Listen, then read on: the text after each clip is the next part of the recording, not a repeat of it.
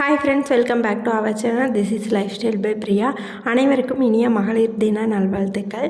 இன்றைக்கி வந்து women's day இல்லையா, அதனால் எல்லாத்துக்குமே ஹாப்பி உமன்ஸ் டே. மீஷோவில் கொஞ்சம் ப்ராடக்டெல்லாம் வாங்கியிருந்தேன்னு சொல்லி நேற்று போட்ட லாங் வீடியோலேயும் ஷார்ட்ஸ்லேயும் சொல்லியிருப்பேன். அந்த ப்ராடக்ட்ஸ் எல்லாம் கொஞ்சம் அரேஞ்ச் பண்ணி வைக்க வேண்டியது இருந்தது, கிச்சன் கவுண்டர் டாப்லேயும் அதுக்கப்புறம் அந்த விண்டோலேயும். சரி, அது இன்றைக்கி முடிச்சிடலாம், வச்சுட்டு இருந்தால் அப்படியே தான் வச்சுட்ருப்போன்னு சொல்லி அதான் அரேஞ்ச் பண்ணிகிட்டு இருந்தேன். அதோட குட்டி வீடியோ தான் போட்டிருக்கேன். ரொம்ப ப்ராடக்ட் இல்லை, ஒரு 5-6 ப்ராடக்ட் தான். இது கூடயும் நிறையா ப்ராடக்ட் வாங்கினேன். பட் ஆனால் நான் ரிட்டன் போட்டேன். சரி, தேவையில்லாமல் எதுக்கு நம்ம இதை வாங்கி யூஸ் பண்ணிவிட்டு அப்படின்னு சொல்லிட்டு தான் ரிட்டன் போட்டேன். அது மட்டும் இல்லாமல் வைக்கிறதுக்கு அவ்வளோ ப்ளேஸும் இல்லை. சரி, இப்போதைக்கு இருக்கிறத வச்சு மேனேஜ் பண்ணுவோம் அப்படின்னு சொல்லிட்டு இதை மட்டும் வாங்கிட்டேன்.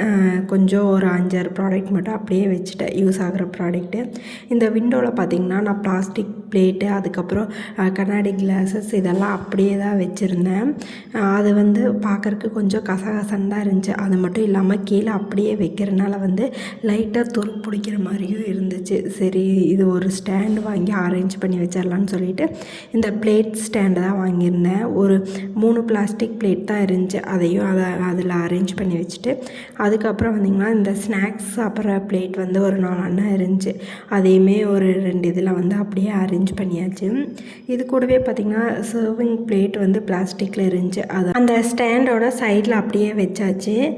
இது பார்த்திங்கன்னா ரொம்ப வெயிட்டெல்லாம் இல்லை. இந்த சர்விங் பிளாஸ்டிக் பிளேட் வந்து எப்பாவது ஏதோ 1-2 வச்சு தான் யூஸ் பண்ண முடியும். ஒரு 4 அப்படியெல்லாம் வச்சா தாங்காது.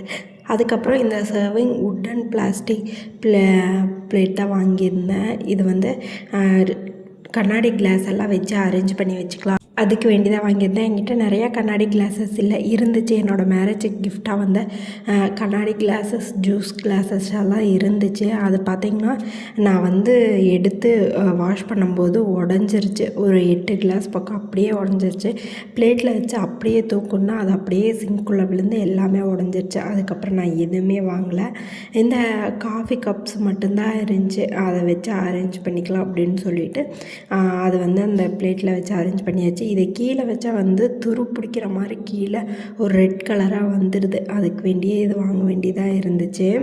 இப்படி வச்சு அரேஞ்ச் பண்ணி வைக்கும்போது நம்மளுக்கு பார்க்குறக்குமே நீட்டாக இருக்கும். அது மட்டும் இல்லாமல் நம்ம எடுக்கிறக்கும் ஈஸியாக இருக்கும். அதுக்கு வேண்டி இப்படி அரேஞ்ச் பண்ணிக்கலாம் நம்ம. அதுக்கப்புறம் ஒரு பெரிய ஜூஸ் கிளாஸ் இருந்துச்சு, அதையும் சைடில் வச்சாச்சு. அது பிளாஸ்டிக் தான், கிளாஸ் இல்லை. அதுக்கப்புறம் ஒரு கிளாஸ், பெரிய கிளாஸ் இருந்துச்சு, அது அந்த ஜூஸ் கிளாஸ் பக்கம். அதுக்கப்புறம் இந்த காஃபி கப் வந்து ஏதாவது அந்த மோல்டெல்லாம் போட்டு வச்சுக்கிறதுக்கு வேண்டி யூஸ் பண்ணிகிட்ருக்கேன். இதுலேயே காஃபி கப் குடிப்போம், நான் வந்து அதிகமாக யூஸ் பண்ணுறதில்ல. அதுக்கப்புறம் நைஃபு, சிசர் இதெல்லாம் ஒரு கப்பில் போட்டு வச்சாச்சு. இந்த கப் வந்து என்னோடய சிஸ்டர் தான் ஊர்லேருந்து வரும்போது நான் எடுத்துகிட்டு வந்தேன். சரி, இப்படி வச்சு யூஸ் பண்ணிக்கலான்னு சொல்லிவிட்டு அந்த நைஃபெல்லாம் போட்டு அதில் வச்சாச்சு. அதுக்கப்புறம் சின்னதாக ஒரு செராமிக் பவுல் இருந்துச்சு, அதை வந்து அந்த கப்பு மேலே வச்சாச்சு. கீழே வைக்கிறதுக்கு ப்ளேஸ் இருக்குது, பட் குட்டியாக தானே இருக்குது, நம்ம அதிகமாக எடுத்து யூஸ் பண்ண மாட்டோம் அப்படிங்கிறக்கு வேண்டி அந்த கிளாஸ் மேலே வச்சாச்சு. அதுக்கப்புறம் நான் விரும்பி வாங்கின என்னோடய ஃபேவரட்டான செராமிக் பவுல் தான் இந்த சேலட் இதெல்லாம் போட்டு சாப்பிட்ற மாதிரி 3 செட்டாக வாங்கியிருந்தேன். சாரி, ஒரு செட்டில் 3 வர மாதிரி வாங்கியிருந்தேன். அதை வந்து சரி எப்படியும் அடிக்கடி எடுத்து யூஸ் பண்ணுவோம், அதனால் கிட்டேயே இருக்கட்டும்னு சொல்லி அந்த நைஃப் பக்கத்தாடியே அதை வச்சாச்சு. கொஞ்சம் ப்ளேஸ் இருக்கங்காட்டி இவ்வளோதாங்க. விண்டோவில் இவ்வளோ தான் அரேஞ்ச் பண்ணி வைக்க முடிஞ்சிச்சு. அதுவும் இல்லாமல் இவ்வளோ தான் ப்ளேஸும் இருந்துச்சு, அதனால் இப்படி அரேஞ்ச் பண்ணியாச்சு. இது அவ்வளோ பெரிய வீடியோலாம் இல்லை ஆர்கனைஸ் பண்ணுறதுக்கு, ஒரு குட்டி வீடியோ தான். சரி, இப்போ இருக்கட்டுமே அப்படிங்கிறக்கு வேண்டியதாக எடுத்து போட்டேன். அதுக்கப்புறம் சரி பார்க்குறக்கு எம்டியாக இருக்குது, ஏதாவது ஃப்ளவர் செட் ஆனால் வைக்கலான்னு சொல்லி வச்சு பார்த்தேன். ஆர்டிஃபிஷியல் தான் இது, ஆனால் வந்து எங்கே வச்சாலுமே ஏதாவது ஒரு பொருள் எடுக்கும்போது அதை எடுக்க வேண்டியதாக இருக்கும்.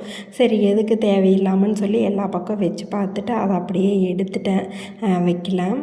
ஏன்னா எல்லா பொருளுமே ரெகுலராக எடுக்கிறது தான், எதுவுமே எடுக்காமல் இல்லை. அதனால் வந்து அந்த ஃப்ளவர் அங்கே வேணும்னு சொல்லி எடுத்தாச்சு. அங்கே அரேஞ்ச் பண்ணி முடிச்சதுக்கப்புறம் கிச்சன் கவுண்டர் டாப் தான் அரேஞ்ச் பண்ணேன். இதில் பெருசாக அரேஞ்ச் பண்ணுறதுக்கு இல்லை.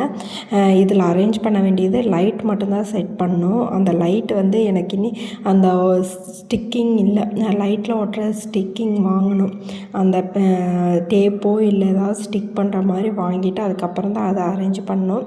இந்த கவுண்டர் டாப்பில் வந்து குட்டியாக இந்த சேவிங் பிளேட்டை வச்சு உட்டனில் அது கூட அந்த ஜார் இருக்குல்ல, அந்த ஜாரோட மூடியை வந்து பாப்பா நேற்று உடச்சிட்டா. உங்கள்கிட்ட எடுத்து காமிச்சிட்டு இருந்த வீடியோ எடுத்து முடித்ததுக்கப்புறம் சரி வேறு ஏதாவது க்ளோஸ் பண்ணுற மாதிரி வாங்கிக்கலான்னு சொல்லிவிட்டு இப்போதைக்கு அது சும்மா இங்கே வச்சாச்சு.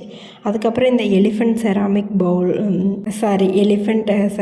பாட், இது வந்து மணி பிளான்ட் வைக்கிறதுக்கு தான் ஆக்சுவலாக வாங்கியிருந்தோம். நம்மகிட்ட இருக்க மணி பிளான்ட் ஒன்று வாங்கிட்டு வந்து வச்சுருந்தா அது நிறைய ரூட் விட்டுருந்துச்சு. அதை எடுத்து ஒன்று வெளியே வச்சா அது செமையாக இப்போ வளர்ந்துருச்சு. அதை அடுத்த வீடியோவில் காமிக்கிறேன். அதுக்கப்புறம் இந்த மாதிரி குட்டி குட்டி ரூட் ரெண்டெல்லாம் கட் பண்ணி தண்ணியில் போட்டு வச்சுருந்தேன். அது நல்லாவே ரூட் விட்டுருச்சு.